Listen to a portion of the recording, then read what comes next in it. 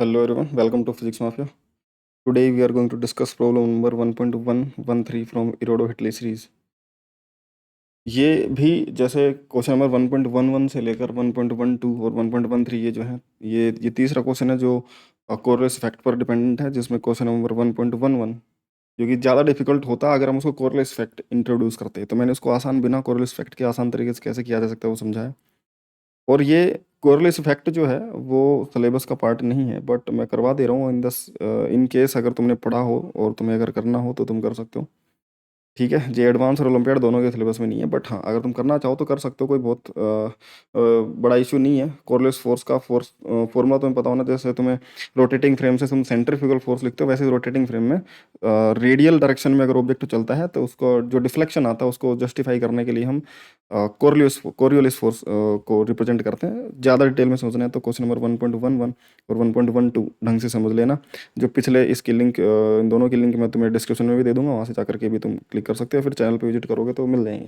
तो तुम्हें और अच्छी फीलिंग आ जाएगी अगर तुम वो दोनों क्वेश्चन सोल्व कर लोगे तो। ठीक है, जिसमें 1.11 बिना कोरिलेस इफेक्ट इंट्रोड्यूस करे मैंने सोल्व किया और फिर बताया कि उसमें कि ये जो इफेक्ट है, ये डिफ्लेक्शन है, ये कोरिलेस इफेक्ट कहलाता है।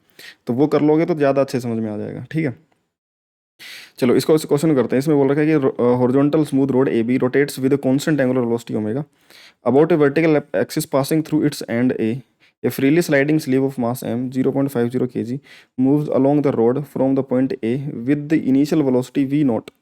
है ना, इनिशियली जैसे मान लो कि इस वर्टिकल एक्सिस के अबाउट एक रोड है, वो ऐसे घूम रही है। ठीक है, एक स्लीव है यानी कि एक बीड समझ लो, वो इसमें फंसा रखा है और यहाँ से चलना स्टार्ट करता है वी नॉट स्पीड से, इनिशियल स्पीड से रेडियली आउटवर्ड वो चलना स्टार्ट करता है।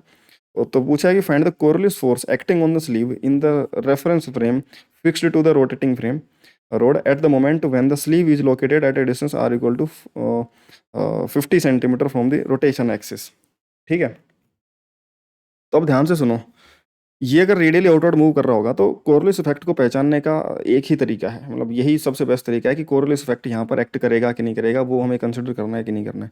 तो अगर पार्टिकल अगर एक यूनिफॉर्म रेडियस में घूम रहा है तब तो कोई समस्या नहीं है, लेकिन जिस एक्सिस के ओर रोटेशन हो रहा है उसमें अगर वो रेडियस चेंज कर रहा है, वो एक्सिस के पास आ रहा है या दूर जा रहा है, इस रेडियल मूवमेंट के ड्यूरिंग जो फोर्स उस पर फील होता है रोटेटिंग फ्रेम के अंदर, वो कोरिलेस फोर्स होता है।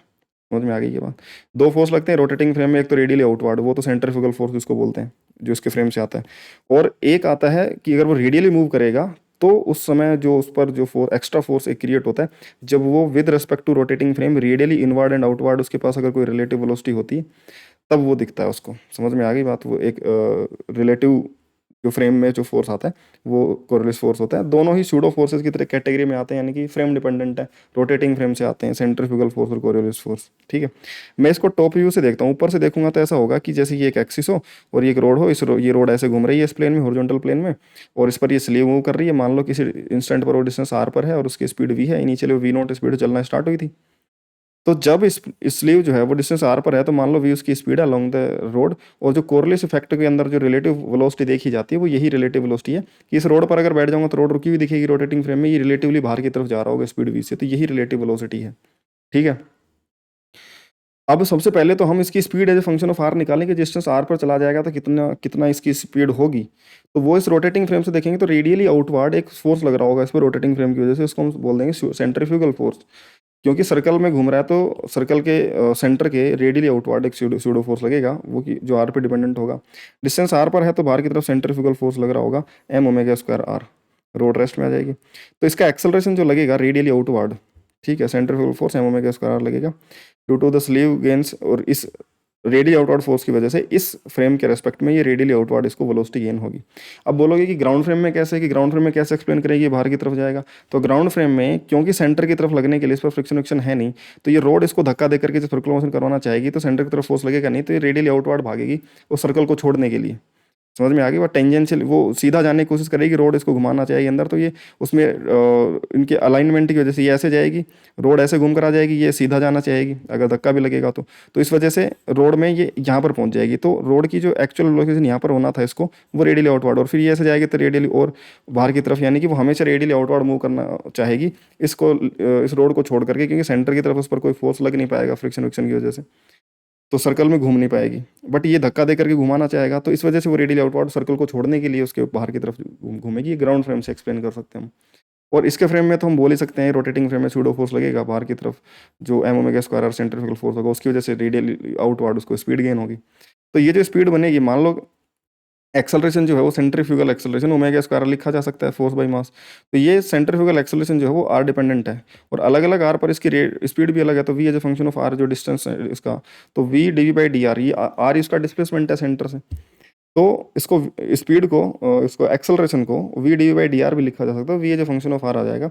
तो वी डी वी एक तरफ लिख दिया, इसको इधर ले दिया omega square R D R. Omega square constant बाहर आ जाएगा। आर की वैल्यू जब जीरो थी तो initial speed zero v naught दे रखी थी, यहाँ से जब चला था तो वी नॉट स्पीड चला था। तो जब किसी जनरल आर पर चला जाएगा तो स्पीड वी कितनी हो जाएगी वो हम लिमिट लगा देंगे।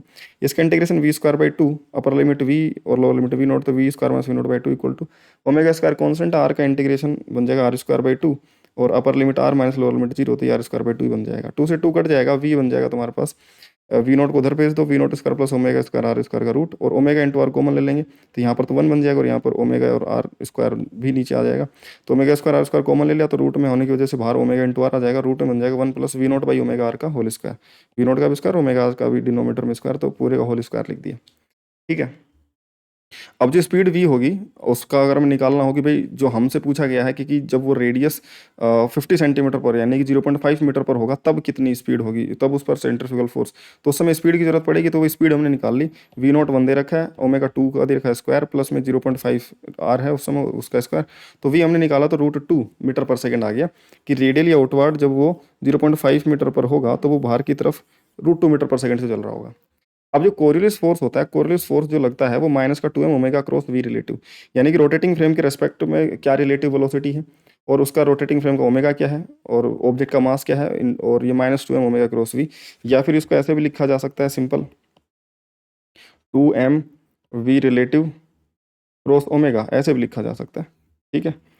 तो 2m into v relative into cross omega, ये तुम्हारा वेक्टर वेक्टर रिप्रेजेंटेशन है उस कोरिलेस फोर्स का, क्योंकि ये ए क्रॉस बी और बी क्रॉस ए दोनों इक्वलेंट अपोजिट होते हैं। तो अगर इसमें अगर माइनस है तो माइनस अंदर जाएगा, तो क्रॉस प्रोडक्ट को पलट देगा, वी रिलेटिव क्रॉस ओमेगा भी लिखा जा सकता है।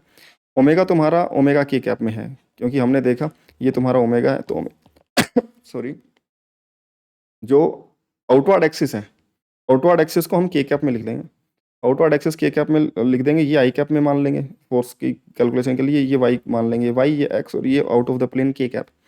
तो जो वेलोसिटी होगी वो वी आई कैप में हो जाएगी, रिलेटिव वेलोसिटी इस रोटेटिंग फ्रेम में जब रोड रुकी है तो रेडियली आउटवर्ड ये वी स्पीड से चल रही है, तो वी आई कैप तुम्हारा रिलेटिव वेलोसिटी है, और ओमेगा के कैप तुम्हारा एंगुलर वेलोसिटी है। तो एफ सी के जो बनेगा, सी एफ जो सेंटर कोरिलेस फोर्स जो बनेगा वो -2m ओमेगा ओमेगा के कैप है, और velocity relative v i cap है। क्रॉस प्रोडक्ट कर देंगे, आई क्रॉस जे के क्रॉस आई क्या बन जाएगा, जे बन जाएगा, तो -2m और ये omega into v j cap, तो माइनस जे कैप में लगेगा, और कितना लगेगा 2m भी लगेगा। तो जो सेंट्रीफ्यूगल फोर्स होगा उसका मैग्नीट्यूड कितना होगा 2m ओमेगा वी, और किधर की तरफ लगेगा सेंट्रीफ्यूगल माइनस जे कैप के अंदर, अगर मैं ये जे माना था तो ये माइनस जे कैप में लगेगा।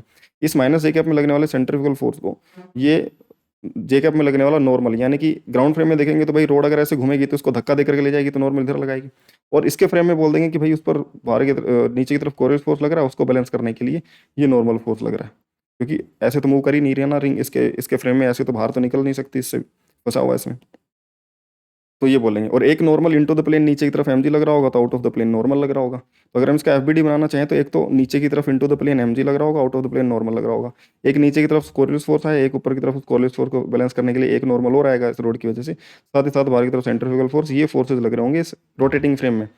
और अगर ग्राउंड फ्रेम से बोलूंगा तो सिर्फ ये नॉर्मल आएगा, ये नॉर्मल आएगा, mg आएगा, और उसके अलावा कोई फोर्स नहीं आएगा ग्राउंड फ्रेम में। समझ में आ गई बात? ये दोनों फोर्सेज जो आ रहे हैं ये रोटेटिंग फ्रेम से आ रहे हैं। खैर अगर हमें कैलकुलेट करना हो सेंट्रीफ्यूगल फोर्स का वैल्यू तो 2m ओमेगा इंटू वी, और v की वैल्यू रख देंगे। अगर फॉर्मूला निकालना हो तो omega into r √1 plus v naught by omega r का स्क्वायर, ये रख देंगे तो ये बन जाएगा 2m omega square r √1 plus v naught by omega r का स्क्वायर, ये तो फॉर्मूला बन जाएगा। और वैल्यू कैलकुलेट करनी हो तो यहाँ पर ओमेगा वी और m तीनों की वैल्यू हमने कैलकुलेट कर रखी है इस इंस्टेंट पर, जिस इंस्टेंट पर ये 0.5 मीटर पर है, तो वो सारी चीज़ें रख देंगे। 2 टाइम्स मास 0.5 ओमेगा 2 है, और स्पीड उस समय कितनी √2 है, इसको सोल्व करेंगे तो ये बन जाएगा 2 √2। समझ में आ गई बात? तो ये बन जाएगा 2 √2, यानी कि 2 टाइम्स, अगर मैं एग्जैक्ट वैल्यू करूँ 2 टाइम्स 1.414, तो ये नियरली 2.82 न्यूटन, इतना आंसर आ जाएगा। समझ में आ गई बात? आई होप कि तुम्हें क्वेश्चन क्लियर होगा। कोई भी डाउट हो तो तुम कमेंट सेक्शन में पूछ सकते हो, या फिर अपना जो टेलीग्राम पर डाउट ग्रुप है माफियाज डाउट किलर्स ग्रुप, वहाँ पर आकर के डिस्कस कर सकते हो मुझसे अपना जो भी डाउट हो डायरेक्टली। और अपना टेलीग्राम पर जो चैनल है फिजिक्स माफिया, वहाँ पर आकर के उसको ज्वाइन करोगे तो तुम्हें क्लासेस की लिंक और सारे अपडेट्स वहाँ पर मिलते रहेंगे। दोनों की लिंक डिस्क्रिप्शन में है, ठीक है, वहाँ से जाकर के ज्वाइन कर सकते हो। बाकी मिलते हैं नेक्स्ट क्वेश्चन के सोल्यूशन में। बाय।